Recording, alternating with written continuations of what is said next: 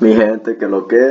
I hope you've been enjoying these beautiful videos I make for you all, and that is probably the only time you'll ever hear me say those words.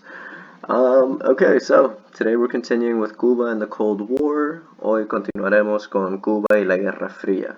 So the most important part of Cuba during the Cold War would be in between these years, as soon as the revolution ends in 1959 to 1962. Today we're going to discuss the beginning of it, and then tomorrow we'll discuss how it develops. Mañana hablaremos sobre cómo se desarrolla el conflicto entre los Estados Unidos y Cuba durante la Guerra Fría. Okay. So, nationalism. The do now for today is, nationalize. What does nationalize mean? What does it mean when one country nationalizes something? So, yo quiero saber lo que significa cuando un país nacionaliza algo. And today, to answer your do now, you have a lovely guest. His name is, drumroll please, Adrian Herrera. Okay, so Mr. Herrera, what does it mean when a country nationalizes something? So, this means when a country takes control of a privately owned business within their country and makes it and now owns that company.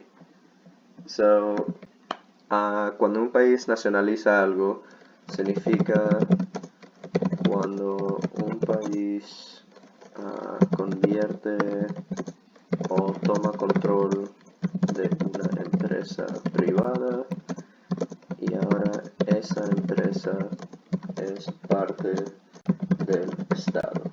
So, for example, if I owned something like the telephone company in Peru, but then Peru nationalizes the telephone company, then I no longer have ownership of that company. Now that company is part of Peru. The Peruvian government controls that company. I no longer have ownership of that.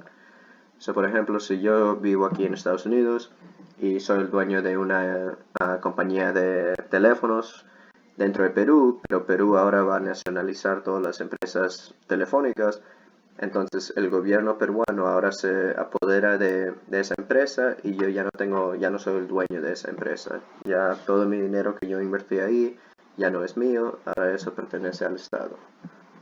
So that's what it means to nationalize something. And the reason why I mention that is because I want you all to see how Cuba does that, and then how the US reacts is what we'll get into tomorrow and a little bit today.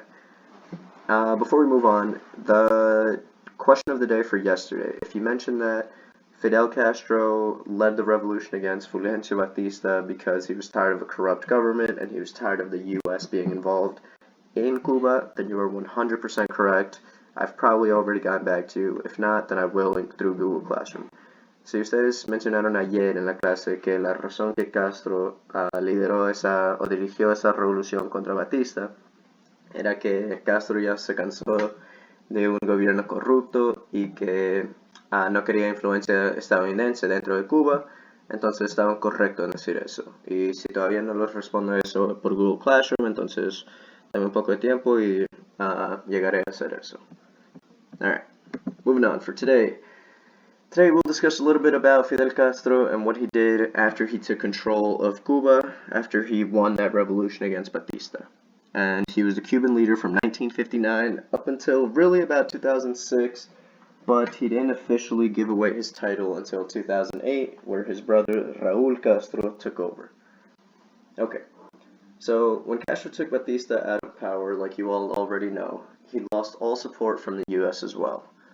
The US placed a quota on the amount of sugar Cuba can export. And remember, yesterday I mentioned that sugar was one of Cuba's leading exports. It's one of the biggest things they sold, which led to an increase in their economy. However, after cutting ties with the US, they were forced to sell less sugar to outside countries because the US still controlled a large portion of the trade. So, cuando Castro sacó a Batista del poder, también perdió el apoyo de los Estados Unidos. Los Estados Unidos, como son uno de los países más fuertes del mundo, más potente, los Estados Unidos pusieron una cuota en la cantidad de azúcar que Cuba podría exportar o vender al extranjero. Y ayer, si se acuerdan, mencioné que azúcar era uno de los productos o los bienes más grandes de Cuba. Entonces, en hacer eso, ¿qué creen que pasa a la economía de Cuba? ¿Aumenta o disminuye? Does it increase? Do you think Cuba's economy increases or decreases after they were placed on a strict quota of the amount of sugar they can export? So think about those things as you go through the video. Okay, moving on. Sorry, I should really change this. Well, yeah, I'll change it now. 59 to 2008, so it can match up. Sorry about that. So, the U.S. was able to place these regulations on Cuba because they still had lots of economic control over Cuba, right? And Castro was fully aware of this. Castro sabía que la razón que ellos podían hacer controlar todo esto fue porque los Estados Unidos todavía tuvo bastante control económico o económica sobre Cuba, right? And I'm so sorry.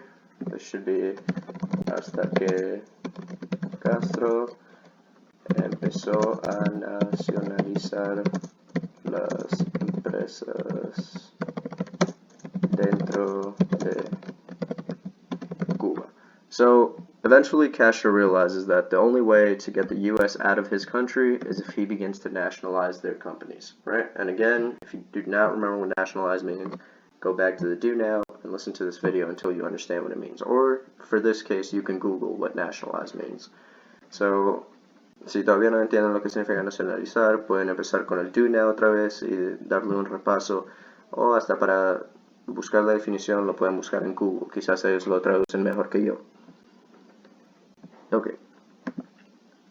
So, yesterday I gave you the same list of U.S. companies that the U.S. had in Cuba. Ayer les di esta misma lista de todas las compañías o empresas que los Estados Unidos tuvo en Cuba. Lo que Castro hizo fue nacionalizar o tomar control de todos estos productos, estas empresas. So Castro, what he did was he nationalized, or he took control of all of these businesses.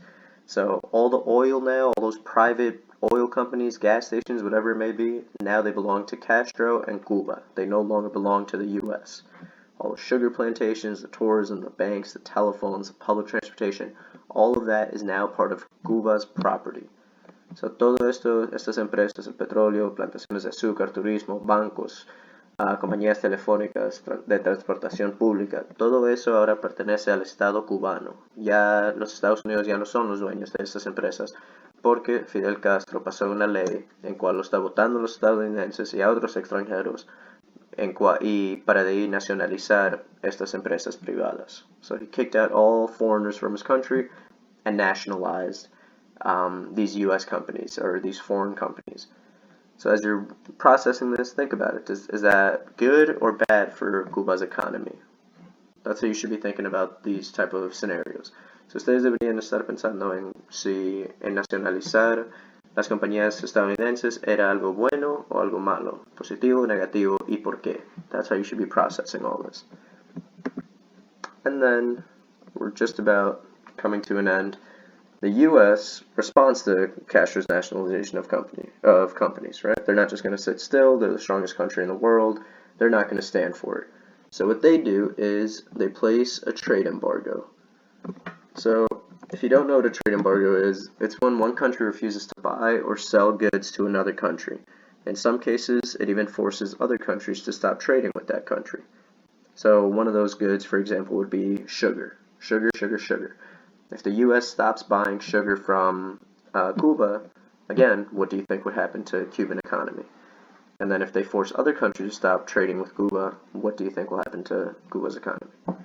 So Estados Unidos respondió a Cuba con un embargo comercial, porque, como mencionamos, Estados Unidos era uno de los países más fuertes del mundo, entonces tenía el poder para enforzar este embargo comercial.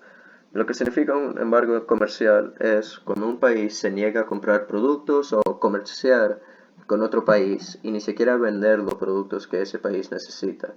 En algunos casos, otros países están forzados a dejar de comerciar con este país también, o con ese país también.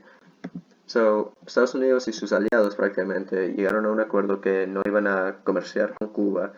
Y ustedes tienen que pensarlo en cómo esto va a afectar la economía cubana, si va a ser algo positivo para ellos, algo negativo, y qué creen que van a hacer después. So that's what we're going to talk about in the next couple lessons. What does Cuba do? What does Cuba do in response to this, in response to the trade embargo that the U.S. placed on them? And when you get into U.S. history, you'll talk more about the trade embargo and what's to come. But for now, that's all you need to know. So, the question of the day is going to be the following. Do you think Castro made the right decision by nationalizing U.S. companies?